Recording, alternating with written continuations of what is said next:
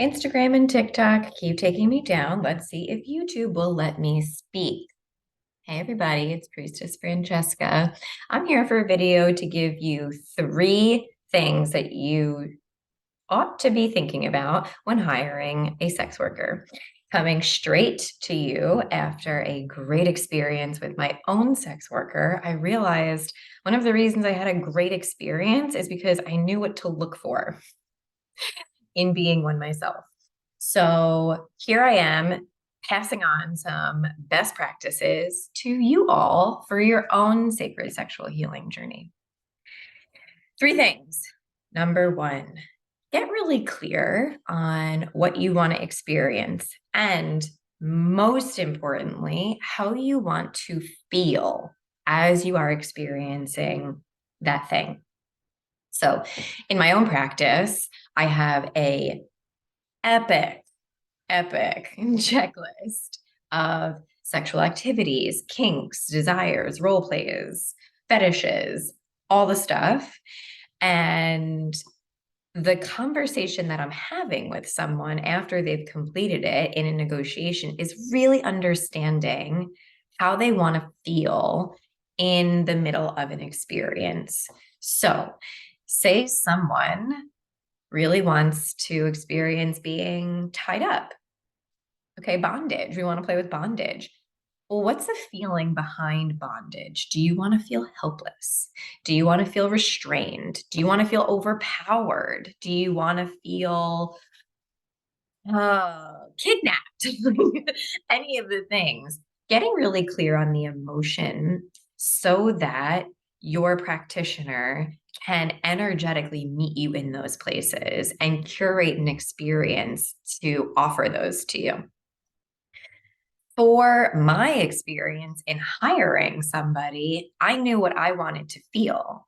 One, I wanted to feel very held in the space, considering that I am constantly holding space for another. And so throughout our negotiations conversation, I was really sensing into, do I feel like I can melt into this person? Do I feel like I can melt into the space here? The other thing I really wanted to feel was that I wasn't too much. And so in my negotiations, I threw everything out there that could come up, meaning sometimes I wail really loudly, like screams, intense cries. Like these are real expressions as part of my sexuality. Sometimes I can energetically purge. That can be jolting and jarring for people. And like basically sometimes in partnership, honestly, a turnoff for some humans. Um, I had the potential to be menstruating during our appointment time. And I was like, if this comes up, like, I don't want to not have the experience or reschedule. I have limitations to timing. And I love being in sexual energy exchange while bleeding because I tap into oracular powers so far and away. And what this person so beautifully met me in is no problem. I'll have a bucket in case you purge. No problem. I'll have the Kleenex like ready to go. No problem. I'll get some extra dark towels to put under you. And so that no one's like concerned about soiling the bed or anything. And to just feel like I did not have to hold any of myself back for this person to be, to be in exchange with them was what I really wanted to feel. And that was awesome. So get clear on what you want to experience and more importantly, how you want to feel and have that as part of the negotiations conversation. Number 2, check in with your body constantly and speak up if you are desiring something or if something is not landing right. So in my practice, when I'm holding space for another, I'm asking people during negotiations conversations to feel into how their body is responding to certain activities or ideas around what we could be doing and let the body and the somatic experience start from the jump. When in this space, there's an invitation to constantly be in dialogue with someone when things are going really well, or if something's not going so well.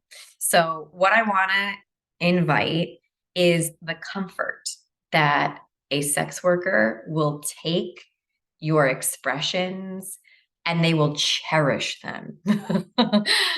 The worst thing that could happen is we get all the way to the end of the session just to find out that, like, a thing that was happening wasn't really enjoyable or yummy or cathartic the way that you wanted it to. Whatever that emotion was that you wanted to experience, whatever you want it to happen really wasn't happening for you through the arc of the activity. Although very energetically attuned, sometimes we can't know everything. We very intuitive and oracular, and it is your responsibility to communicate these things in the moment and trusting that professionals are going to know what to do with it. So, say you speak a desire and that desire is coming up on a sex worker's limits and it's actually a no for them. In the middle of session, there's often a way that we can lovingly say no without shaming, without judging, minimizing disappointment, and often an offering of what could be done instead that would be a yes for us. We have so many ideas on ways to play that even if your specific activity is a no for us, if we're clear on your emotions that you want to feel, we often will find something to give you that emotional experience, even if the physical activity is different. And so here's in my example of when I recently hired someone. I spoke up from the beginning. It was like that week that the cold front came into the East Coast. And I just named, I'm so petrified of being cold this whole time. I'm cold right now. And we haven't even really started yet. And so, what we were able to meet in is ways that if I express, like, oh my goodness, I am cold and it's hindering my ability to enjoy this experience with you, ways that he could wrap me in blankets and still continue the experience and the sexual energy exchange. And that was so yummy to have the flexibility and be like, oh, yeah, I'm going to be really taken care of in this space. Okay. Number 3, look for credentials, entrainments, and testimonials. Sex work is something that, although does not need a master's in psychology to be great at, there are entrainments, energetic entrainments that create the capacity in us to hold you in all of the potential volatility, chaos, emotional releases. And especially if there's conscious awareness that we're doing healing work in this space, then you want to be aware of someone's ability to hold you and shepherd you through that process. And so I want to name that really expensive certifications are absolutely not required. And checking who entrained, who did they work under? Who were their mentors? And so it's really great to have, obviously, like the certifications, lovely. Who really mentored them, though? This is not a field that you can go get a degree in. And so understanding who did they study with, who did they train with, if you're seeking to do real like deep energy work in the space, who are their mentors? And what are their testimonials like? What are people saying about their experiences? It is so important for me to gather feedback and from anyone that I work with. It's really important for me to understand what was it that touched your soul and what was it that we want to deepen into the next time you come. Ask them how many people come back during negotiations. Like, ask them how many people return to you, about what percentage. I have a 100% return rate, meaning if you've seen me once, you're going to see me again. And that's a really good feeling. Ask them about their client base. Ask them about who are the kinds of people that are usually coming to see them, and really understand about their experiences. There are forums and websites in the underground part of the web that you can read those testimonials. There are, if they have them on their websites, like really look, ask for referrals.